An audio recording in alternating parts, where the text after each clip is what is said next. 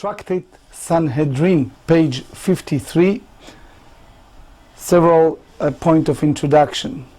The subject of Kiddushei Ta'ut, meaning someone who claimed that he was misinformed or misled as a result of marriage, and then he claims to abrogate the marriage just by merely fact that he was fooled or misled, is indirect part of our discussion. There is a well-known responsa from a great rabbi by the name of Noda Huda. It's a responsa from a rabbi that lived in those years in Czechoslovakia.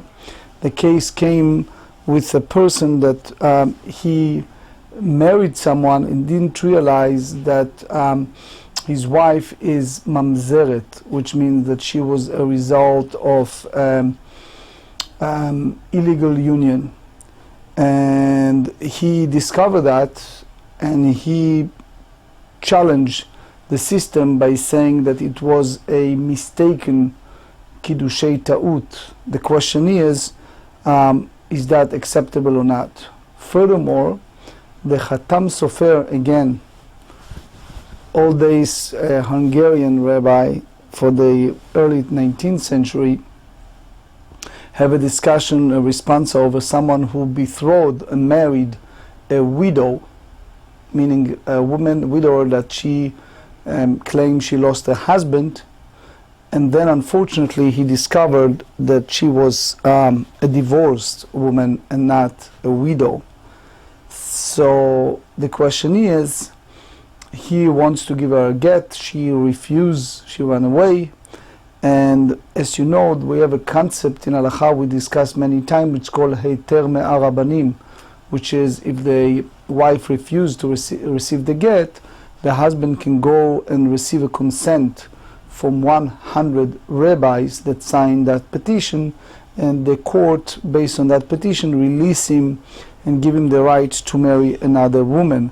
The question is, do you say that since she claimed that he was fooled and she misled him, she didn't tell him that she divorced, she gave him the information that she is a widow, is that sufficient to say that it was a mistaken and Kiddushei Ta'ut and he was fooled, and therefore the whole Ma'aseh Kiddushin, the whole matter of marriage, was basically in the sense of misleading, misinformation, and it's not valid, it's not as simple as it sounds. One of the rabbis that wrote a response close to our times, his name is the Or Sameach, may rest in peace. So he challenged the whole concept of the Khatam Sofer and Noda Yehuda, as we explained, based on the idea that we discussed today, and also you see it in the Tractate Chulin. If a person bought an animal, meaning meat product, and it turns later on that it was a non-kosher meat, and it was in the false pretenses that he understands that it is a kosher meat, the question is, can he get his money back and return that meat based on the claim of Mekach Ta'ut? Do you compare it to all of that? The Or Sameach argue that since he knew that there is a problem, or he knew he wasn't a Kohen, he knew that she's not married. So what's the big difference between Grusha, a divorce, or Almana, widow? So, but anyway, we'll go there later on. Another important subject we're going to discuss today is the Shelot Utshuvot, is a responsa from Aruch Laner, again, rabbis that lead us at the 19th century, our community in Europe. He dealt with the issue of indirect idol worshipping, indirect concept of violation of Torah law, such as regression therapy, hypnosis, and other things, that it's some type of kishuf, some type of magic, and it on the surface is a violation of Torah law, and how we treated this type of situation when people use it. A good example that a friend of mine saw it in one of those countries, I'm not sure if it was Korea or China, that they still have children jumping over a burning coal, like a little fire, as idol worshipping for their God. So all of that, it's a serious question. There is a book called Tshuvat Shai, is one of the greatest rabbi of past generation in Hungary. He dealt with a fellow, sounds weird, but he has a table with 3 legs. And that fellow have a way to communicate with that table and gets information. The same, he asked a question about She'elat Chalom. A person asks a question, light candles communicate with certain souls and ask questions and expect an answer. If this is type of violation of Jewish law, because the Torah tells us you should be wholehearted with the Lord your God, and this type of thing is tempting with something that we're not supposed to know. So it's a serious subject, because if it is a violation, it's not just a violation of rabbinic, it's Torah law, and it's not only Torah law, it's the 10 Commandments, at least in part. So again, it's going to be part of our discussion, but that's not the end of the story. Another discussion is called Kiddushei Katan. If a woman married to someone who's a minor in Talmudic mindset is below the age of bar mitzvah. The question is how you treated that marriage. Is that considering a legal marriage by any means? If the man disappears, is she called aguna? She's deserted or not? If they break up, does she need get? Because as we said, he is a minor at that stage. So again, it's all the derivative from our study. We structure it based on the subject we discussed in the past several days, which is called Arba'a Mitot Bedin, 4 different forms of execution that apply by Torah law for different violation of the law. Obviously, we're not dealing with practical manner that people executed other people, but we get the structure of mindset in the biblical terms. So we will start at the Mishnah, page 52b, 12 lines from the bottom of the page. The Mishnah tells us, Mitzvat hanechenakim. So, as we explained yesterday, there are 4 different types of execution. We have skila, which is burning, which is stoning, sreifa, burning, hereg, as we explained, is using a different form of sword, knife, and then the 4th one is the strangulation. So the question is, the mitzvah of those who are strangled is carried out in which way? In the following manner. Hayu meshak'in oto bazevel ad arku botav. They basically put that person and submerge him in a dug up of his knee so he cannot move. So the Mefarshim explain why is that. There's a few different avenues. There is one notion that said that if he objected, another notion of the Tiferet Israel, Lechem Mishneh, and others, that sometimes during this process he released himself, etc. The others hold that the whole disturbances, because the witnesses are the people who does that, therefore we try to make it as smooth as possible. ונותן סודר קשה לתוך הרקה וחורך על צווארו, זה מושך אצלו וזה מושך אצלו שנפשו יוצאת.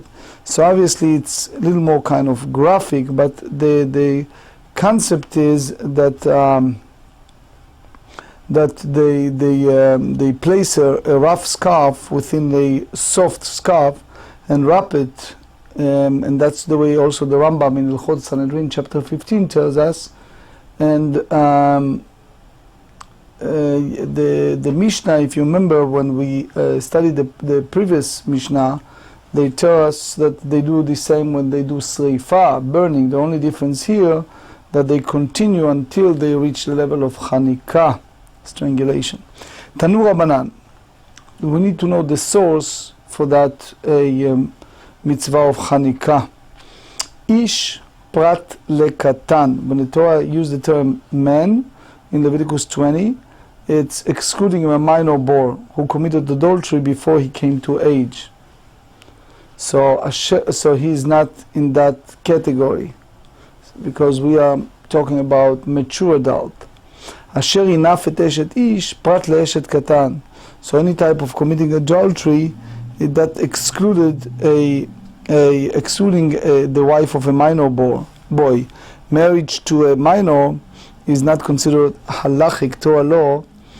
some type of marriage. So therefore the wife of that minor is not considered a married wife, and therefore one who cohabited with her is not in a violation of Isur Niruf, in the violation of adultery. The Rabbeinu Nissim and Tosfot expanded on that subject. There's a response from the Noda Yehuda, the great rabbi of Prague. He was asked, it was Gzerat Malchut, it was a time that the government put all kind of decree and use and abuse the system, so it was by force of circumstance that there is a minor betrothed and in a way married, whatever you call it, adult woman, and then he lived with her and he disappeared. If I'm correct reading the response, he disappeared with a time that was a crisis of burning, but anyway he disappeared. So the question is, do we treated her as deserted wife, as aguna or not? Do you have a matter of tfisat kiddushin? Do you have a matter of betrothed when we are dealing here with minor? So according to his view, Noda Yehuda, it's not. But there is a shita, there is a view of a kadmon, great rabbi that's called Mahari Barzilai, and he hold that because zachin le'adam shelo befanav, because in potential there is a concept that the father who is in charge for a minor child can marry the child. So therefore, if that's the case, you hold that there is a concept of Tfisat Kiddushin, unlike the view of Noda Yehuda, but it's based on this sugiyah. Eshet re'ehu prat le'eshet acherim, his neighbor's wife, that come to excludes the wife of another, like a daughter, that's the idea of his neighbor. Because as you know that a non-Jew that married a Jewish girl by halacha, by Jewish law, doesn't have tfisat kiddushin, doesn't have a matter of marriage, so she considered by halacha as a single woman. The Rabbeinu Nissim, as we said, elaborate on that a lot. So, mot yumat bechenek. אתה אומר בחנק הוא ענה לה באחת מכל מיתות האמורות בתורה, because the Torah said mot yuma, the Torah did not spell out what type of death he had. אמרת כל מקום שנאמר מיתה בתורה סתם, אין אתה רשאי למושך להחמיר עליה, אלא להקל עליה דברי רבי יושעיה. So he said, any time you see the form of death in the Torah, so to mean that the sinner should be sentenced to severe type of execution, rather you must take it to be more lenient with regard to it, so which is that a lenient type of execution should be applied. So you see here that the sinner is sentenced to be executed by strangulation, which is at least severe type of capital punishment. That's basically the view of Rabbi Yoshaya. Rabbi Yonatan Omer, Rabbi Yonatan hold, lo mipnei shehi kala, it is not because that a lenient type of capital punishment, which is the basic one. Rabbi Yonatan basically holds the same as Rabbi Shimon, as we study on the Mishnah page 49b, that hereg, which is using a sword or knife, is lenient more than strangulation. So he said, it's not because it's a lenient type of capital punishment, ela kol mita amura b'Torah stam ina ela chenek. Says anytime the Torah use without a specification the word death, it applies to strangulation. So therefore, is the least one. Rabbi Omer, Rabbi Yehuda Nasi hold, the general principle is as follows: Ne'emar mita bidei shamayim. There is a concept that we believe it's the Torah said it says by the hand of heaven. For example, the Torah said about Aaron Onan in Bereshit 38, Vayamet gam oto, that the Almighty took his life as well. So it means that there is a heavenly tribunal as well. V'ne'emar mita bidei adam. The Torah also specified that is a death by rabbinic court, by human. Ma mita amura bidei shamayim, mita she'ein ba roshem. Same way as you have a heavenly court that is stated in the Torah that death that leaves no external mark, אף מיתה אמורה בדי אדם מיתה שאין בה רושם. So the death by poor people is not something that left mark, so that has to be the strangulation. There's no mark. There is a Mishneh LaMelech in his book called Parashat Drachim. He brings the well-known story in Bereshit, in the book of Genesis, the story of the first son of Yaakov and Leah, Reuven. And over there is a story how he lay with his wife concubine, and the Torah said, Vayishkav Reuven. Then it's written, Mishkavei Aviv. So the Midrash said that Yaakov Avinu, Jacob said, I don't know how to treat it, let's hear what Moses said. So the question is what Moses has to do with this and how it's connected. So the Mishneh LaMelech explained that it is two different things. One is a din ben Noach, which means the special Noachide laws and Noachide rules that applies prior to the time of giving the Torah, and there is a din of pilegesh. There is a special treatment for a concubine. So the debate here, how you treat it, and basically Moses, when he transmitted the Torah, he put a clear structure how you treat it by halacha each and every case, if it's a ben Noach or ben pilegesh. Anyway. Ve'ima li sreifa. So, ve'ima sreifa. So maybe you say that perhaps it's referring to execution by burning, which is also leave no external mark. Mide'amar Rachmana bat kohen bisreifa, michlal dehalav bat sreifa, because it was spelled out and said unequivocally, lucidly. They use the term the priest's daughter who commit adultery is executed by burning. You can learn by inference that this other woman who commit adultery is not liable to be executed by burning, but rather a different type of execution that does not leave a mark, which obviously that's the chenek, and that's mot yumat anoev v'ano afet, according to Rashi. That really applies to chenek, which is the different type of strangulation. Page 53, Bishlama le Rabbi Yonatan kidika mefaresh Rabbi Ta'ama. So we understand, according to Rabbi Yonatan, that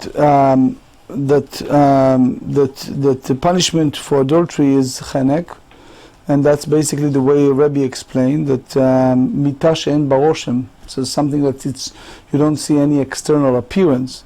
Rabbi Yoshia, according to Rabbi Yoshia, that said that you judge in chenek only those who have the lenient that bimay de'ikah chenek ba'olam, which means that from where we know the principle that this type of onesh chenek, that this type of strangulation is given to the bet din, or you may say that they have only three, which is kilas rifa hereg. Eima saif, or you may say that there is only the sword is the least severe type, as it's mentioned in the Torah, because as we mentioned in the previous daf, the kilas rifa and cherev, that's something that you see clearly in the Torah. Chenek, there's this type of strangulation we don't have. So therefore you try to say that it's not, that's the other Ramah views. But anyway, Amarav arba mitot Gemara gmira lo. So this is a very important statement. He said that that's the way Rashi explained that the whole concept of arba mitot bedin is halacha leMoshe Sinai. This is one of the tradition that we believe we receive from the time of Moses. So the moment we have that a view, so then that's the end. Mai lo mipnei shehi kala.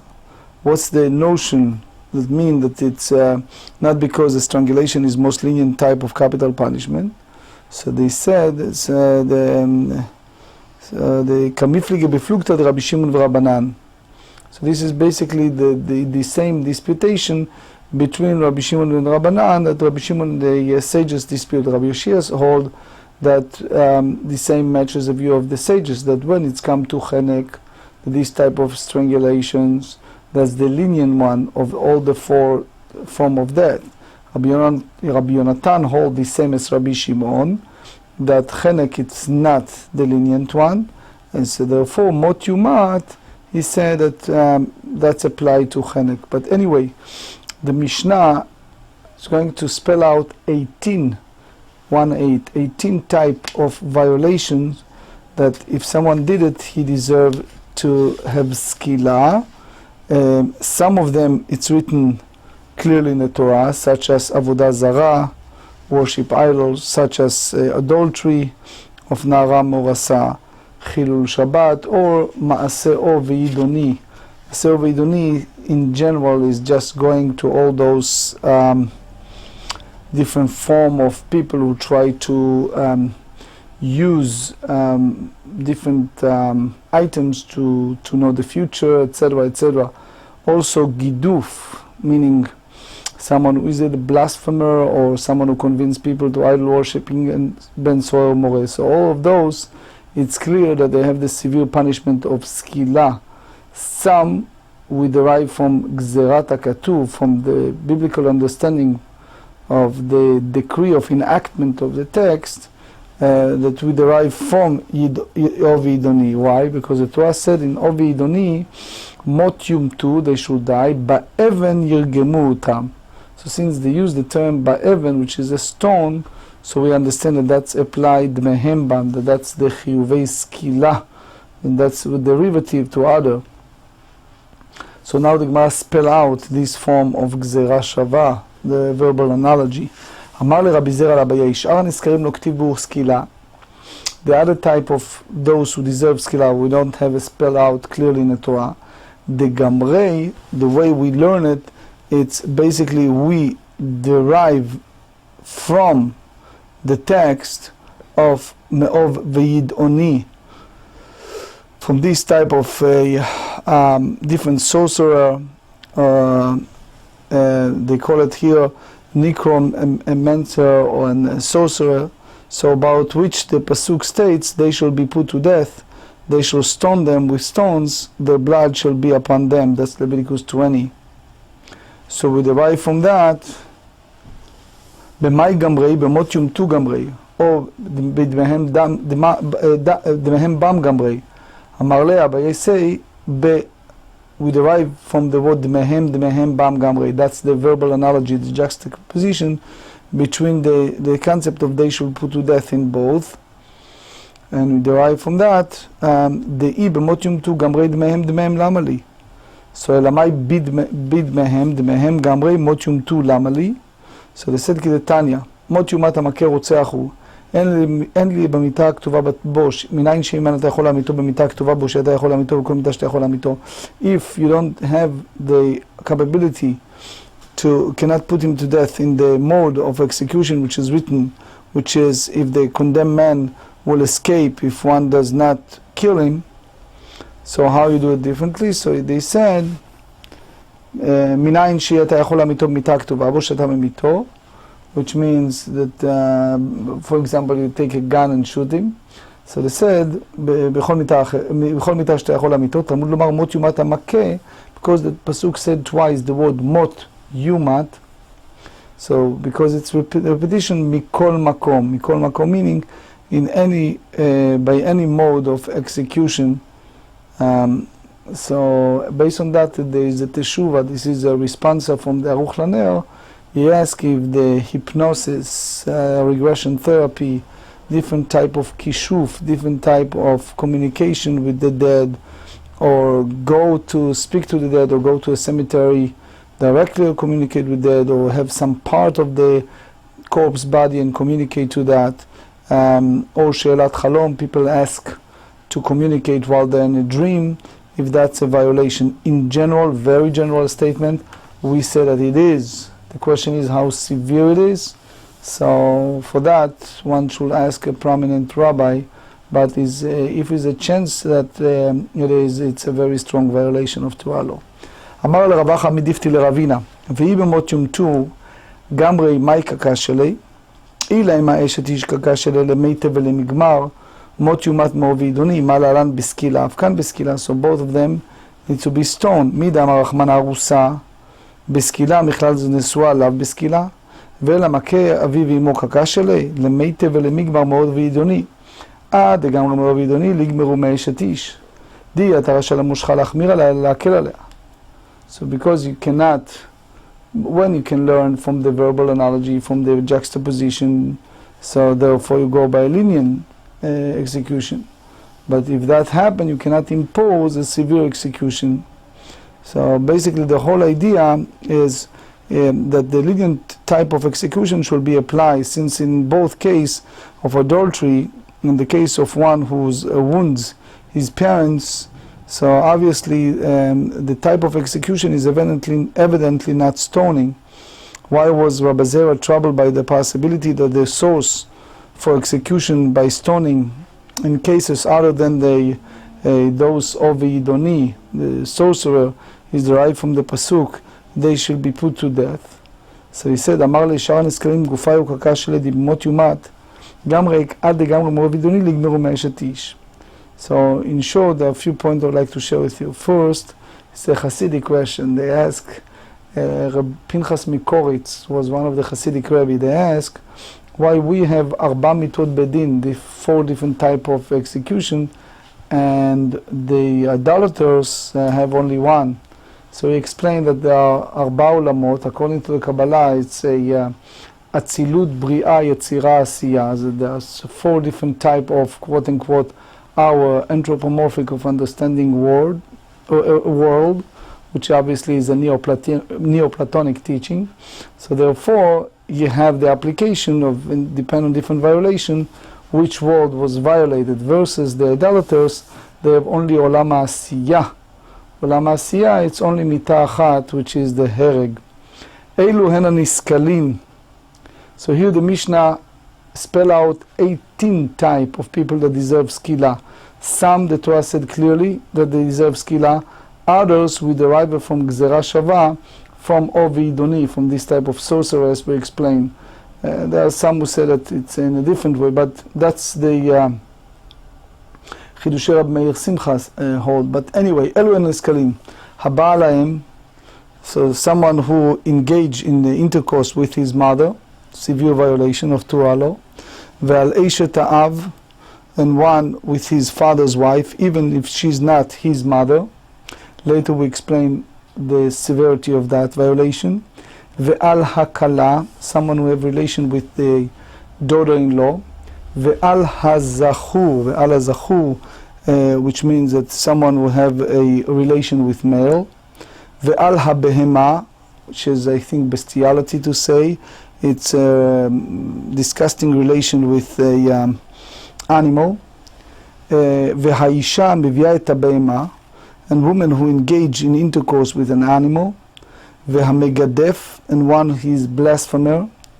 Ve'oved avodat kochavim, and one who engage in idol worship. Ve'anoten mizar'o lamolech, one who is give his offspring to Molech, which is a different type of idol worshipping. That was the ancient Canaanite, that they used to have this type of god, that the person passed through his child, his son, toward the fire in honor of that certain idol. That on page 64 is a description. You see, as we said, one of my friends told me, I think it's in China or Korea, one of those countries, they have one of those tribes that they have idols, and you see little kids jumping over the fire to worship those idols. So obviously it's a severe violation of Torah law. Ubal of Veyid Oni, so that's basically those people who communicate with the dead toward the Kishuf. They use here the word necromancer and the sorcerer. The Mishnah on page 65 elaborates on that, Rashi said. Ve'amechalel et HaShabbat, one who desecrates Shabbat. Ve'amekalel aviv ve'imo, someone who used the name of God to curse his father and mother. Ve'abal na'ara morasa, and one who engaged in intercourse with betrothed young woman. So that's skila, obviously. Ve'amesit, if someone instigated people to idol worship. Ve'amediach, and one who did that instigated people, but the entire city, convinced everyone to idol worship. Ve'hamechashef, so Ve'hamechashef literally you can say that is one who's a subverter, who is basically a warlock. The warlock is liable, the Rambam said in Talmud Sanhedrin chapter 15, to be executed by stoning. Now, as we said, it was a Teshuvah is the response from a book called Tshuvat Shai, which was Migdolei Hungary, among the Hungarian Jewry, one of the leading rabbi. He dealt with a fellow that looks like observant Jew. He was davening, he was saying Tehillim every day, but he noticed he have a table that have 3 legs, and he constantly communicate with that table that according to him contain, which obviously it's above our understanding, but contain some type of communication with different sources, and he get responses. So he speaks very strongly about this type of mechashef, and he elaborates the violation there. Uben sorer umore, and a stubborn and rebellious son. So obviously it has to be in a certain category. The Torah said in Deuteronomy chapter 21 verse 18 and onward that it's not just a son that's not listening to his father and mother. He's a son that started there and then eventually start robbing people.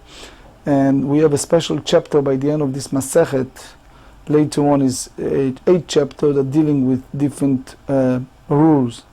And the Khatam Sofer elaborates and it said that Ben Sorer caused a curse, cause a sorrow, cause a punishment, not only for himself but also to his father, and therefore we treat it more severely by giving him skila, stoning. Haba alahem chayav alea mishum em u mishum eshet av. So here the Mishnah elaborates of sin that involve one action but have double consequences. One who cohabited with his mother, so is not only a violation of Torah law by cohabited with his mother, but also it's because it's with his father's wife. So he's liable to bring 2 sin offering for his intercourse with her, do 1 to the prohibition against engaging in intercourse with one's mother, and 1 to the prohibition against engaging in intercourse with one's father's wife. Again, this is not his biological mother. So the Torah said in Leviticus 18 that we differentiate between intentional or unwittingly. So obviously you cannot kill a person more than once. So that's the idea. The Meiri explained that that's the idea of 2 different korbanot. Rabbi Yehuda omer eno chayav ela mishum ha'em bilvad. Rabbi Yehuda said no, he is basically in violation and is liable to bring only 1 sin offering because the prohibition against engaging with intercourse with one's mother. Abal eshet av chayav mishum eshet av mishum eshet ish. Ben b'chayaviv ben la'achar mitat aviv. So even his father passed away, he is in violation by cohabited with the wife of his father that is not his mother. Ben min ha'erosim ben nisuim, regardless if it was at the time of betrothal or at the time of marriage. Haba al kalato chayav alea mishum kalato mishum eshet ish. One who cohabited with his daughter-in-law, he is in violation of cohabitation with his daughter-in-law, but also with the cohabitation with married women. Ben b'chayebno ben lachar mitodlo, regardless if it happens while the son was alive or if the son is no longer among the living. Ben min ha'erusin ben ha'nisuim, regardless if it was the time of the betrothal or the time of the marriage. Tane Rabbi Yehuda omer, im lo hayta imo ruya le'aviv. He says if it was a circumstance that his mother was not suitable for his father, as the marriage was forbidden, for example, so eno chayav ela mishum ha'em bilvad, he is not liable only due to the prohibition against engaging in intercourse with one's mother, and not due to the prohibition against engaging in intercourse with one's father's wife. Mai ena ruya lo. What does that mean when you say that it's not suitable for him? Chayav kritot v'chayav mitot bedin. Michlal de Rabbanan Savrei, aval gav dena ruya lo, haleit lei בקידושים בגבה, אלא חייבי להבין, ורבי יהודה סבר לה כי רבי עקיבא דאמר אין קידושין תופסים בחייבי לוין. So he basically hold the same as Rabbi Akiva, that you don't have tfisat kiddushin, that the betrothed does not take effect with women with regard to whom is liable for violation of a prohibition if one engaged in intercourse with them. So it's a big discussion among the rabbis, disagreement. Betrothal does affect in such cases. The prohibition is involved. So the mother is considered a father's wife, and the son is liable for engaging in intercourse with his father's wife as well as engaging in intercourse with his mother. The Noda B'Yehuda, Rabbi Lendau, in Siman Nun, in his book, he has a discussion if someone kidesh isha velo yada shehi mamzeret, someone betrothed a woman, didn't realize that she is basically a result of violation of improper, to say the least, act of cohabitation between two people. So the question is, if later on during the marriage he discovered that, if that's sufficient to say that the kiddushin, the betrothed, the marriage was invalid. If it's that kiddushei ta'ut, if it's that considering the betrothed out of mistake. The same as we mentioned earlier, the Khatam Sofer dealing with someone betrothed woman, and she pretend to be a widower while she was a divorced woman, so she basically misled the man. So the question is, she ran away in that case, and she refused to get a get from him. So the question is that he needs to go the heter me'ar rabbanim, that he need to get a special permission from 100 rabbis that signed that consent in order for him to marry another woman. So as we said, it was a Or Sameach. The Or Sameach here challenge.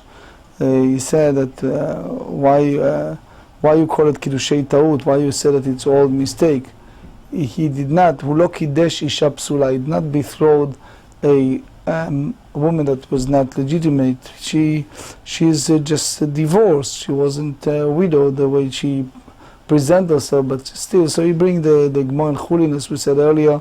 If someone purchased a meat and he thought that it's kosher and turned to be non-kosher, and then he argued, says you cannot compare, but eventually he said that you cannot claim a mekach ta'ut, but by the same token, if he wants to divorce her, he does need to have heiter me'arabanim, because we assume that if it was the early stage, he will marry her regardless. Mativ Rav Oshaya. So this is the Mishnah in Tractate Yevamot, page 20.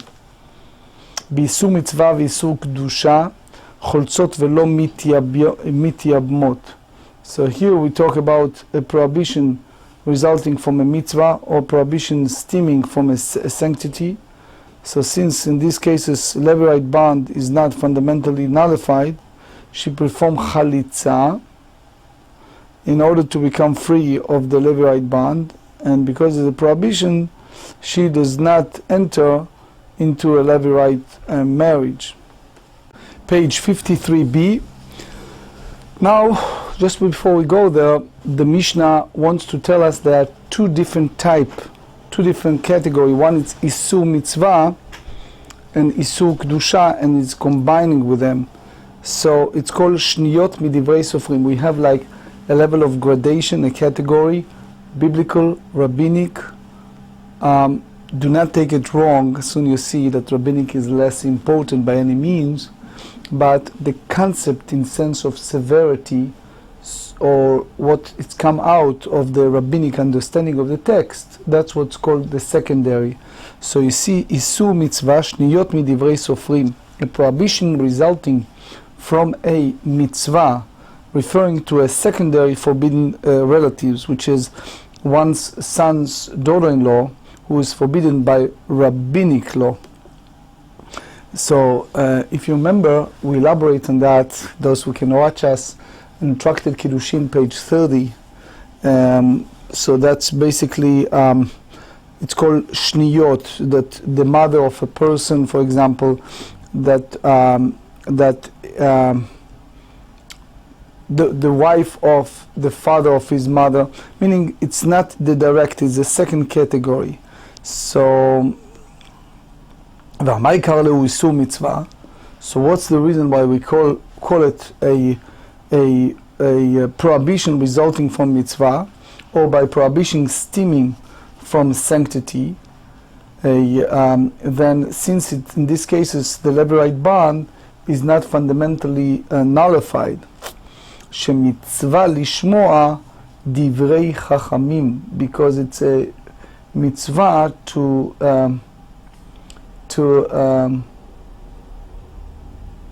misur mitzvah, because the mitzvah to follow, to listen to the words of the sages who prohibited us to marry there. That's what the Torah tells us in the book of Dvarim, chapter 17, important rules. According to the Torah, that they rule you על פי התורה אשר יראוך ועל המשפט אשר יאמרו לך תעשה.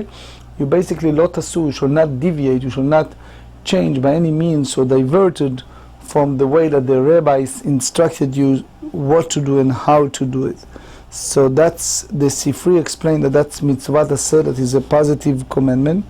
You see more at the Rambam in the Ilchot Yibum Bechalitza, chapter 6. If a woman whose husband died without children is forbidden to her brother-in-law by a prohibition, which is she is divorcee and he is a Kohen, or a secondary relative, if she is a grandmother, his grandmother, she must perform chalitza and might not enter a Levirate marriage. But as we see that we said that it's the Kovetz Shiurim and Chelek Bet elaborates on this concept. Isur kedusha, the prohibition stemming from a sanctity. It's referring to what? Almana lechohen gadol. The Torah prohibited the high priest to marry a widow. Grusha v'chalutza lekohen idiot, a divorcee, and women will perform chalitza to a ordinary kohen. In case that I want to read more, the Torah in the book of Leviticus, chapter 21, explain it. We also study it. You can watch us on Tractate Sanhedrin, page 24. Because it's kind of looks similar to a divorcee, there are sometimes people mix between the two.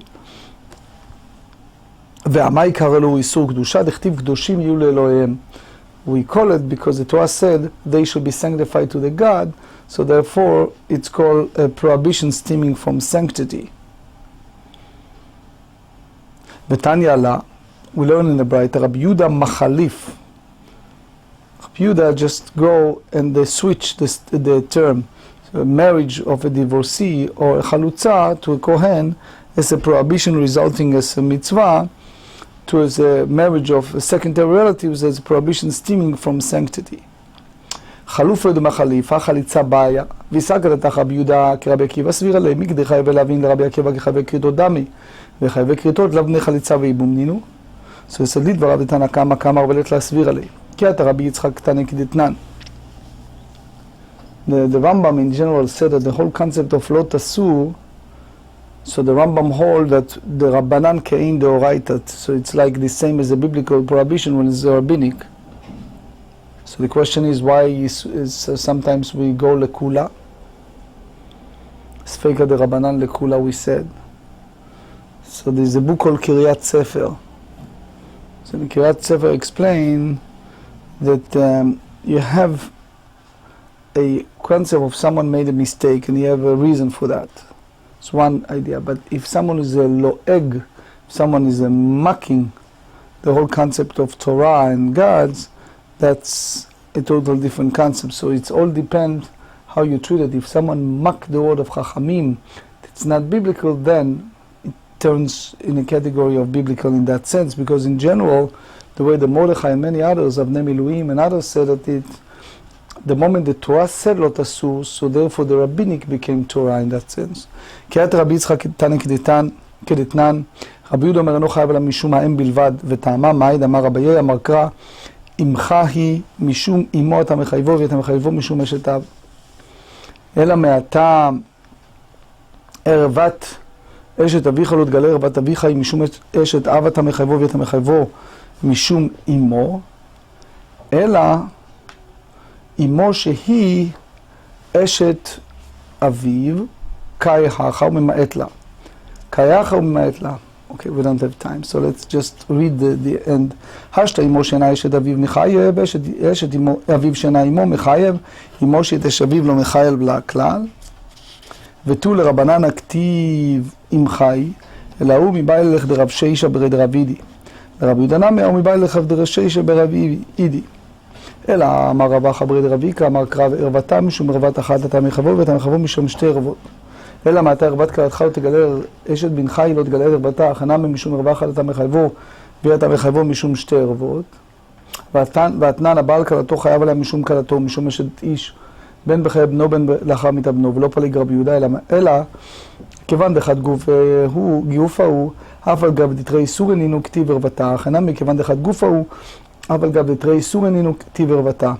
אלא אמר רבא כסף רבי יהודה ערוות, אביך זו אשת אביך, ומית לה בגזרה שווה. ומשמע בין אשת אביו שהיא אמו, בין אשת אביו שאינה אמו, אמו שאינה אשת אביו מנין, תלמוד לומר רבת עמך לא תגלה אם חי משום אמו אתה מחייבו, ואתה מחייבו משום אשת אביו.